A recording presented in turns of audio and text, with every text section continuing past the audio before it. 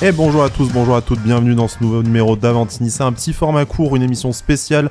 Début de semaine européenne pour l'OGC Nice, la double confrontation face au Sheriff Tiraspol arrive dans les tout prochains jours, prochaines heures. On commence à compter peut-être en heures selon votre impatience.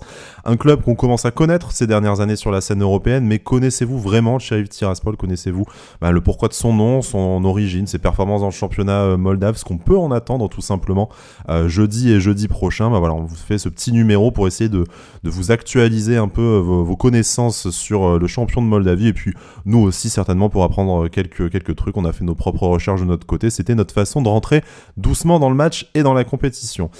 C'est l'œil tactique de notre équipe et de notre émission, c'est Bertigno qui est avec nous. Salut Bertigno, comment vas-tu ? Salut, écoute, ça va très très bien et content de faire cette petite émission pour en apprendre plus sur cette équipe et hâte d'être à cette confrontation. Ouais, on a hâte quand même, le parfum de l'Europe qui revient après de longs mois d'attente. Voilà, moi doucement le match que j'attends probablement le plus depuis pas mal de saisons, mine de rien, parce que c'est une marche historique pour l'OGC Nice, mais on y reviendra dans nos débriefs respectifs en fonction du virage pris par cette double confrontation. C'est notre consultant aujourd'hui et spécialiste, du coup, peut-être pas du Sheriff Tiraspol, mais en tout cas des championnats exotiques. Il participe au podcast, il anime le podcast l'Exotalk, c'est Gillian. Salut Gillian, comment vas-tu ? Salut, merci à toi de m'accueillir, mais ça va super. Bon, merci de nous éclairer un peu de tes lanternes sur le Sheriff Tiraspol, que comme je disais, on connaît, on voit passer le nom dans les tableaux de résultats européens maintenant depuis quelques années, mais on a peu eu l'occasion en France d'en parler, de les voir jouer. Juste dis-nous peut-être quelques mots, j'ai parlé de ton émission de l'Exotalk, exo comme exotique, j'imagine. Qu'est-ce que tu proposes comme programme à tes auditeurs et tes auditrices ? Alors, en général, c'est de la découverte de championnat, donc vraiment au sens propre du terme, un championnat qui est peut-être moins médiatisé. On essaie de l'explorer, de découvrir les joueurs qui peuvent être intéressants à suivre et qui pourraient débarquer dans les mois ou les années à venir dans nos championnats top 5 européens, on va dire. Et aussi, j'essaie de déborder un petit peu. Je suis un peu en roue libre là depuis la reprise, où j'aborde peut-être les aspects aussi un petit peu commerciaux, donc les maillots, tout ce qui va toucher à l'aspect commercial d'un club de foot, les équipementiers, voilà, plein de petites choses comme ça. Et puis des vidéos sur YouTube aussi. Ok, très bien. Bon, de toute façon, on laissera dans la diffusion de cette émission tous les liens nécessaires pour retrouver ton travail, mais on va se concentrer sur le sujet qui concerne l'OGC Nice aujourd'hui, c'est le Sheriff Tiraspol. Donc comme je le disais, un club moldave, mais pas vraiment, et ça sera certainement le début de notre émission, qu'on connaît un peu sur la scène européenne. Bien entendu, la victoire face au Real Madrid, qui a vraiment placé le Sheriff Tiraspol sur la carte du monde footballistique aux yeux du grand public. Notre adversaire en 8e de finale de cette Conference League. Commençons par ça. Le Sheriff Tiraspol, donc c'est un club qui représente la Moldavie, mais Tiraspol, c'est une ville de Transnistrie, un pays non reconnu, sécessionniste. On va pas rentrer dans les détails géopolitiques, mais un peu à part de cette Moldavie. Et au final, c'est un club qui est tout neuf, le Sheriff Tiraspol, qui a été créé il y a pas si longtemps que ça, et qui rafle tout sur la scène nationale. Ouais, c'est ça. C'est un club qui est pas bien vieux, qui a 19 titres de champion et pareil des titres en coupe nationale à plus savoir les compter. Mais c'est un club qui domine cette année peut-être un petit peu moins. J'ai l'impression, on y reviendra. Puis bon, comme tu l'as dit, un club qui est reconnu par la région de la Transnistrie qui est reconnue par personne sauf par eux et la Russie. Mais ouais, un club qui est très jeune, mais qui a vite qui est vite arrivé au sommet de son championnat, qui est de toute façon très faible, et qui a aussi la chance d'être présidé par un homme d'affaires très très puissant et qui contrôle un petit peu toute la région au final, toutes les transactions commerciales de la région. Donc voilà, ils ont des moyens financiers que leurs adversaires nationaux n'ont pas, quoi. Ouais, les moyens financiers qui sont apportés par l'entreprise Sheriff, du coup, rien à voir avec le Far West et les Cowboys naturellement, mais qui est en fait une entreprise qui possède quasiment toute l'économie de la Transnistrie. Hein. C'est des supermarchés, des pompes à essence, des banques, enfin je sais pas quoi encore. Ça n'amène pas non plus à des investissements dispendieux aux yeux de l'Europe. En tout cas, hein, c'est pas des investissements dignes d'un oligarque, comme on avait peut-être pu voir des grandes stars aller jouer il y a quelques décennies à l'Anzi Makashkala ou dans des clubs exotiques comme ça. C'est un club qui rayonne sur son championnat national, mais qui au final, et on le verra quand on parlera un peu des joueurs, va piocher dans des championnats exotiques, encore une fois, qui font ton fonds de commerce, et au final des joueurs qui sont issus soit de sélections très très faibles au classement FIFA ou qui vont chercher un peu des vieilles gloires des pays voisins. Comment est-ce qu'on explique en fait du coup le succès du Sheriff Tiraspol jusqu'à la scène européenne, parce qu'on se doute bien que le championnat moldave, voilà, ça a le niveau que ça a, mais malgré tout, un club moldave se fait un nom sur la scène européenne, c'est quand même assez exceptionnel. Ouais, alors se fait un nom sur la scène européenne, comme tu l'as souligné, ils se font un nom sur la scène européenne surtout grâce à leur campagne de Ligue des Champions, donc à laquelle ils avaient accédé pour la première fois, parce qu'ils n'avaient jamais dépassé les seconds tours, si je dis pas de bêtises, depuis qu'ils y participent, et en battant le Real Madrid et le Shakhtar dans un groupe qui était hyper compliqué. Mais du coup, voilà, ils ont été mis sur la carte du football grâce à surtout contre le Real, à ces deux exploits. Mais sinon, bon, bah, ça dépasse jamais les qualifications. Là, cette année, pareil, leur parcours européen, bon, bah voilà, ils prennent l'Europa League, c'est compliqué. Des résultats très mitigés. Ils gagnent deux fois contre Omonia, donc qui était un club qui était à leur portée. Bon, peut-être qu'ils se valent un petit peu, voilà, le championnat chypriote, championnat moldave. La comparaison sportivement est peut-être un peu compliquée, je n'irai pas De très jusque-là, mauvais mais souvenirs, hein, Bertigno, le championnat ah, chypriote. Pour nous, on va arrêter Oui, tout de suite le rapport ici parce que on on va va faire éviter des les cauchemars. cauchemars. Ouais, effectivement. Souvenir de Limassol il y a 10 ans déjà, hein, malgré tout. Diane, excuse-moi, c'est un mauvais souvenir c'est, à remémorer à tout le monde. je compatis, je suis de tout cœur avec vous. Mais voilà, sinon on voit que dans un groupe qui était composé du coup d'Omonia, de la Real Sociedad et d'United, ils ont pas existé.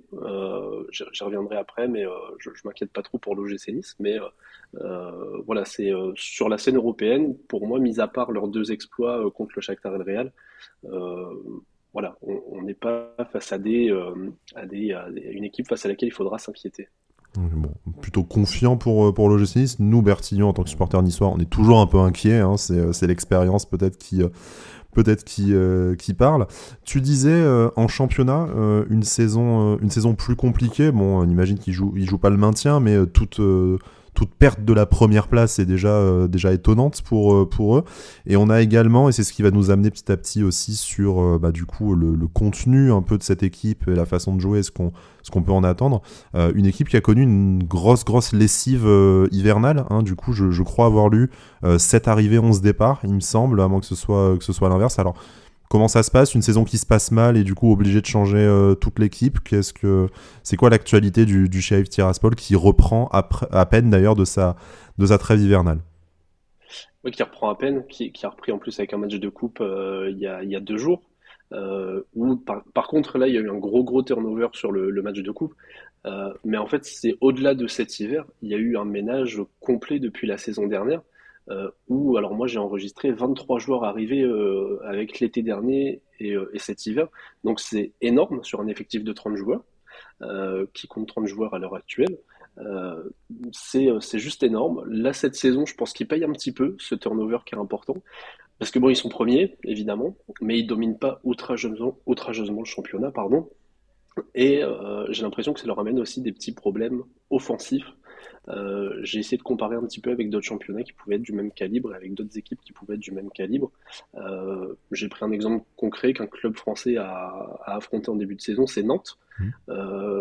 Karabag, qui est premier de son championnat, avec plusieurs points d'avance, et qui offensivement a marqué 61 buts, quand le deuxième en a marqué quasiment 15 de moins. Donc Karabag est premier, mais ne domine pas son championnat moldave cette saison. Et pour moi, c'est un des signes supplémentaires qui fait que il y a de bons espoirs pour l'OGC Nice. et qu'il faudra pas se mettre dans cette position d'avoir peur de l'outsider, justement. Bon, je vais passer la main à Bersigno juste après, mais par rapport à l'effectif, du coup, donc cette grosse lessive depuis 2 ans, je crois avoir vu qu'en fait, il y a plus qu'un seul joueur enfin, le plus ancien, le capitaine, est là depuis 2 ans, en fait, à peine. Mais du coup, j'imagine, bon, on va pas rentrer dans l'analyse du marché des transferts. On imagine qu'il y a aussi des raisons économiques et peut-être plus ou moins criminelles qui expliquent une telle lessive. Mais qu'est-ce qui a été en fait apporté, sans forcément te demander le nom des 7 joueurs arrivés, hein, mais qu'est-ce qui a été apporté dans cette équipe, à quel problème ça a répondu? Tu parlais peut-être d'une panne offensive. Est-ce que c'est des joueurs offensifs peut-être un peu plus talentueux? Est-ce qu'ils ont rajouté de l'expérience éventuellement européenne? Qu'est-ce qui a changé en fait, si jamais on décide de se refaire éventuellement les résumés des matchs allés du Sheriff Tiraspol? Qu'est-ce qu'on trouverait potentiellement de changer sur cette phase retour? Comme tu le dis, c'est le renfort offensif parce que du coup sur les 7 renforts qui ont été enregistrés, sans compter le petit Kovali qui vient de l'équipe réserve du Shérif, bah, t'as quasiment que des renforts offensifs.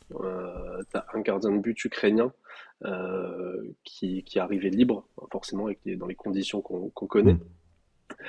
Mais sinon, bon, bah, t'as Ricardinho qui est arrivé, 33 ans, donc milieu offensif qui pourrait apporter de l'expérience, mais qui a pas encore joué un match. Alors l'exemple le plus marquant pour moi, c'est Rachid Akambi, qui a déjà pris très vite ses marques en arrivant là très récemment. Donc ouais, c'est apport offensif, des joueurs de percussion et qui peuvent répondre à justement ce manque d'efficacité devant, même si je suis pas convaincu que ça puisse vraiment marcher. Bertigno, on a compris, hein, Gillian n'a pas vraiment l'air inquiet pour l'OGC Nice. Ce que tu as pu regarder et collecter comme information du Sheriff Tiraspol sur la première partie de saison, est-ce que, voilà, à quoi on peut s'attendre en fait de cet adversaire-là? Donc on a compris des petits soucis offensifs, mais qui ont peut-être été réglés à l'occasion du mercato hivernal.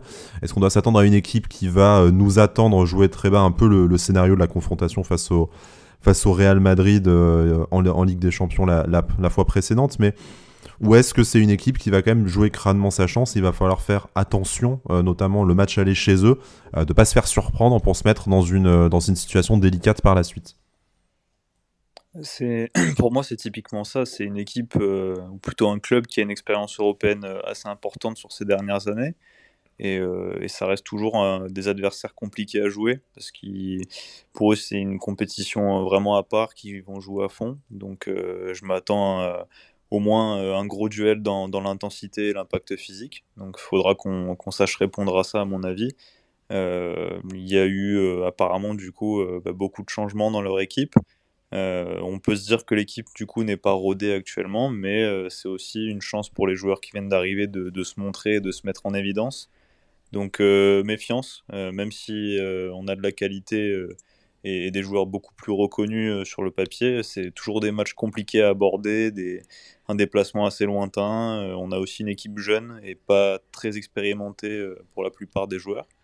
Donc je m'attends à des matchs pas simples et il faudra qu'on mette tous les ingrédients pour s'en sortir. Ouais, ça va être le rôle de nos quelques cadres, hein, du coup, qui sont habitués aux joutes européennes, de gérer un peu l'événement, hein. On pense forcément à Dante, Kasper Schmeichel également, à Aaron Ramsey, enfin tous ceux-là qui vont devoir un peu voilà, guider en tout cas la jeune garde de l'OGC Nice. Bertino, peut-être, si tu as poussé jusque-là, et de toute façon, Gillian va certainement nous éclairer là-dessus aussi. Tactiquement, ça joue comment, du coup, le Sheriff Tiraspol? Bah, j'ai pas trop d'informations parce que j'ai pas d'accès au match de ce club-là. En plus, il y a eu énormément de changements. Alors, ce serait vous mentir de dire que j'ai analysé cette équipe tactiquement, mais de ce que j'ai pu voir, ça avait l'air de jouer en 4-3-3 sur les compositions d'équipe. Maintenant, voilà, j'ai pas plus d'informations que ça. Moi, j'ai surtout une interrogation sur nous, notre façon de jouer avec les absents de dernière minute qu'on a vu ce week-end contre Auxerre. Est-ce qu'ils seront de retour ou pas et quel impact ça aura sur la composition. Donc, on verra, mais je pense que ça peut être une belle opposition Et que, bon, s'il y a eu des problèmes offensifs pour cette équipe du Sheriff, nous, avec notre solidité défensive sur les derniers matchs, on a moyen de garder notre cage inviolée et ensuite la qualité devant pour marquer un but ou deux et se mettre en bonne position. Gian, le 4-3-3, du coup, hein, comme l'a dit Bertigno, pour la plupart du temps en ce début de saison, avec les changements qu'il y a eu et bon, de ce que tu connais de ce club-là, hein, parce que bon, on se doute bien que tu as mieux à faire que de le suivre au quotidien quand même, est-ce qu'on doit s'attendre à une continuité dans le système tactique? Est-ce que ça risque de jouer vraiment derrière? Et vous savez, comme le souligne Bertino, nous, la principale force de la saison de l'OGC Nice, même quand les choses n'allaient pas bien, la défense était relativement imperméable. En face, ça a du mal à marquer. Est-ce qu'en fait, au final, le danger, c'est surtout de se prendre un but sur un contre ou sur un coup de pied arrêté et après de se retrouver face à un mur impénétrable? Ou est-ce que on devrait, même avec notre qualité technique et les quelques joueurs d'expérience qu'on a, et ben, en fait, réussir à garder notre cage inviolée sur le match aller et sur le match retour, et dans ce cas-là, juste un but suffirait à nous faire passer en quart de finale. Comment est-ce que tu vois déjà comment le Sheriff va préparer l'événement et qu'est-ce qu'ils vont proposer, et après, de facto, comment l'OGC Nice va devoir essayer de gérer au mieux cette double confrontation? Alors du coup, le 4-3-3, je te le valide parce que du coup, Bertino a raison. C'est même si les compositions sont hyper difficiles à lire, parce que quand tu regardes les compositions depuis le début de la saison, tu as l'impression qu'il n'y a jamais la même au niveau des joueurs. Le schéma tactique reste le même, 4-3-3 avec a priori une pointe basse, et ça a été le cas sur les deux matchs, les deux seuls matchs que j'ai pu réellement voir du Sheriff, c'est face aux Partisans, comme je suis le Partisan cette saison. Je vais y revenir un tout petit peu après, avec du coup une pointe base, donc un milieu défensif, et deux milieux qui sont Badolo et Diop qui alternent un petit peu en phase offensif, même si Diop a tendance à plus redescendre et à plus décrocher. Mais l'idée, ça va être ça, hein. Ça va être le Sheriff qui va attendre et qui va procéder en contre, comme ils ont fait contre le Partisan surtout, et qu'ils ont réussi à mettre en place au match retour. Et le Partisan qui a été attentiste en défense, qui a laissé frapper Diop deux fois de loin et qui s'est pris deux buts. Bon, les buts sont jolis, mais je pense que pour moi, ça va être ça, d'être très attentif, de ne pas se laisser endormir par une équipe qui va vous attendre au final. Et en défense, être dur sur l'homme, être présent dans les duels, comme le disait Bertigno tout à l'heure. Mais ça va être ça, le plan de jeu du Sheriff, pour moi, ça va être ça, c'est d'attendre, de procéder en contre comme ils savent le faire, avec des joueurs rapides sur les côtés, des joueurs qui ont un peu de ballon au milieu et qui sont capables de dribbler et de garder le ballon dans l'axe, et de bien servir sur les côtés, comme le dernier but du Sheriff face aux Partisans. Mais je pense que le plan de jeu du Partisan, ça va être ça, ça va être d'attendre et de procéder en contre. Donc là, l'idée, ça va être d'être attentif et de ne pas être attentiste comme a pu l'être le Partisan au match retour, pour pas se faire punir, quoi. Bon, je sais qu'ici, on met une grosse pression assez rapidement. On sait qu'on a du mal face au bloc bas. On l'a encore constaté face à Auxerre le week-end dernier. Et du coup, avec ce match nul, malheureusement. Mais si tu devais peut-être pas faire un pronostic non plus avec un score exact, Gillian, mais toi, tu avais l'air d'être confiant par rapport aux chances de qualification de l'OGC Nice.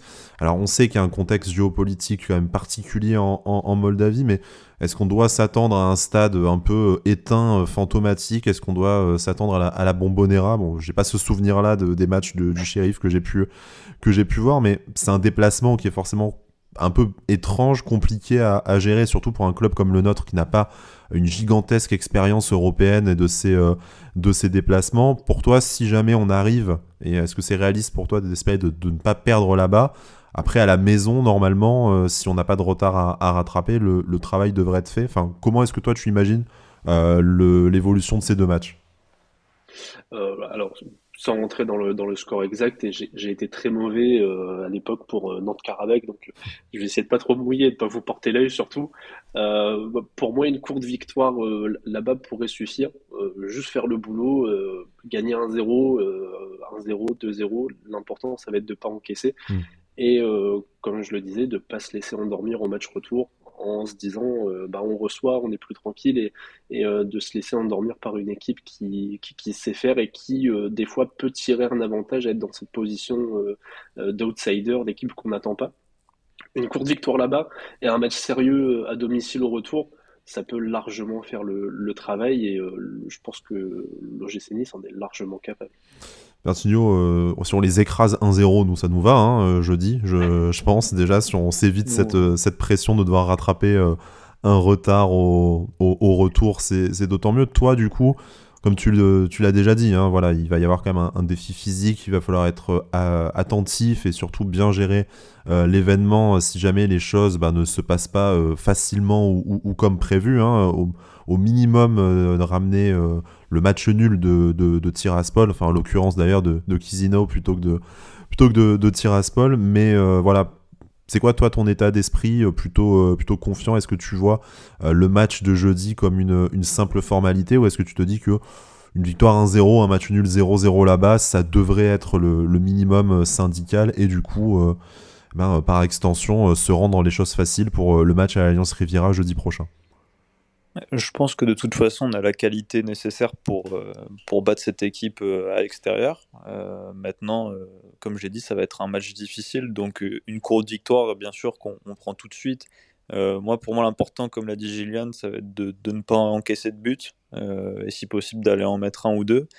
Et il y a une difficulté pour l'OGC Nice aussi, c'est le fait que, comme cette équipe n'a pas joué depuis un petit moment, que c'est un championnat mineur avec beaucoup de changements dans l'effectif. Le staff de Didier Digard n'a pas beaucoup de ressources pour analyser l'équipe en face. Donc ça rajoute de l'incertitude. Et voilà, en tout cas, j'espère que si on joue contre un bloc bas, on saura mettre des joueurs de percussion. J'espère qu'Atal sera remis et pourra apporter un petit peu de vitesse et de percussion sur le côté. Parce que la différence, elle pourrait venir de là. Contre des blocs bas, on manque de vitesse, de prise d'initiative en 1 contre 1 et ça pourrait nous faire du bien. Donc de joueurs j'espère capables d'éliminer qu'on va faire le leur travail. vis-à-vis comme le sait le faire Youssef Attal, qui c'est vrai nous manque un peu. Exactement. Comme c'est le faire Jordan Lotomba aussi, hein, qui s'est transformé en véritable numéro 10 face à Auxerre quand même. C'était assez impressionnant par moment, mais voilà, il va falloir compter sur tout le monde. Messieurs, dernière question, on va clôturer cette émission. Je vous ai promis un format court pour un peu mieux rentrer dans le match déjà et puis apprendre à connaître cet adversaire. Le tableau derrière est assez ouvert pour l'OGC Nice. Aaron Ramsey avait quand même parlé d'un tirage favorable, enfin en tout cas il était content du tirage. Pour vous, si l'OGC Nice arrive à bien gérer cette double confrontation, enfin ma question c'est pas tant est-ce qu'on va aller au bout, hein, on le souhaite tous, mais je pense que on va pas jouer le match avant qu'il ait lieu, mais si on devait situer le Sheriff Tiraspol dans les derniers qualifiés de ces huitièmes de finale, est-ce qu'en fait passer le Sheriff Tiraspol, ce serait un authentique exploit pour l'OGC Nice qui se qualifierait pour son premier quart de finale de Coupe d'Europe depuis plus de 60 ans, ou est-ce qu'on a vraiment hérité d'un tirage extrêmement faible par rapport à la moyenne des équipes en Ligue Europa Conférence restante? Je pense que c'est un tirage qui n'est pas forcément simple, mais qui aurait pu être beaucoup plus compliqué quand on a vu les autres équipes sur qui on pouvait tomber. Donc non, je pense que même si un quart de finale ce serait historique pour nous, faut pas oublier la qualité de cette Coupe d'Europe. C'est pas la Ligue des Champions, c'est pas la Ligue Europa. C'est une compétition avec on va dire moins de qualité en général, même s'il y a quelques très belles équipes européennes. Mais voilà, pour moi, ça doit être une logique de passer ce huitième de finale, à voir sur qui on tombera après, mais c'est pas non plus une qualification incroyable et un exploit sportif monstrueux pour l'OGC Nice d'y arriver. Et j'espère qu'on fera quand même le travail pour y arriver. Gian, on aura peut-être le plaisir, si on se qualifie et en fonction du tirage, de te réinviter pour un prochain numéro, hein, parce qu'il reste aussi quand même des équipes un peu de championnat un peu méconnues. Pour toi, dans ce qui reste dans le tableau, est-ce que le Sheriff Tiraspol c'était au final un bon tirage, et est-ce que du coup comment est-ce que tu vois cette équipe située par rapport aux autres, et y compris aux équipes méconnues qui peut rester, je pense à Djurgården, au Slovan Bratislava, à Larnaca par exemple, pour ne citer que. pour moi, du coup, toutes ces équipes, elles se valent un petit peu, même si je pense que Sheriff Tiraspol, dans toutes ces équipes, c'est l'équipe qui a le plus d'expérience au niveau européen. Donc pour moi, c'est pas le meilleur tirage possible qui aurait pu arriver à l'OGC Nice, parce que, voilà, comme le disait Bertigno, comme on le constate, c'est un déplacement compliqué. Mais voilà, Nice doit se qualifier. Il y aura pas d'excuse à avoir pour moi, je pense, en tant que supporter d'autres équipes, d'une autre équipe, en tant que supporter extérieur. Pour moi, Nice doit se qualifier. Il y a pas d'alternative possible. Bon, on va rester sur cette note positive. On verra si lors de notre débrief en direct sur Twitch vendredi soir, on a la mine déconfite et on y croit déjà beaucoup moins. Ou alors peut-être qu'on sera déjà en train de faire des plans sur la comète des quarts de finale. On l'espère en tout cas. Et puis, en attendant, on va compter les jours, les heures qui nous séparent de cette rencontre. Jeudi à 18h45. Messieurs, merci beaucoup de m'avoir accompagné dans ce petit format. Je pense que pour ceux qui ne sont pas des spécialistes du championnat moldave et des Coupes d'Europe, des tours préliminaires de Coupe d'Europe ces dernières saisons, on y voit un peu plus clair sur ce qui nous attend. Vous pouvez compléter ça notamment par l'excellente aide de notre ami Dave Forlan sur Twitter, qui nous fait depuis le début de la saison l'amitié et l'habitude en tout cas d'aller se décortiquer, d'aller se taper des résumés de match quand même du Sheriff Tiraspol. Il est bien courageux, mais bon, on vous laissera sûrement le lien dans la description de cette émission. Allez le lire en complément pour rentrer dans ce match, mine de rien, historique pour nous et pour toute une génération de supporters qui a quand même pas trop connu de 8e de finale de Coupe d'Europe. Bertsigno, Gillian, merci beaucoup. En vous souhaitant une très bonne soirée, une bonne continuation à l'Exotalk du coup, Gillian, et Merci puis jusqu'à jeudi, Issa Nissa.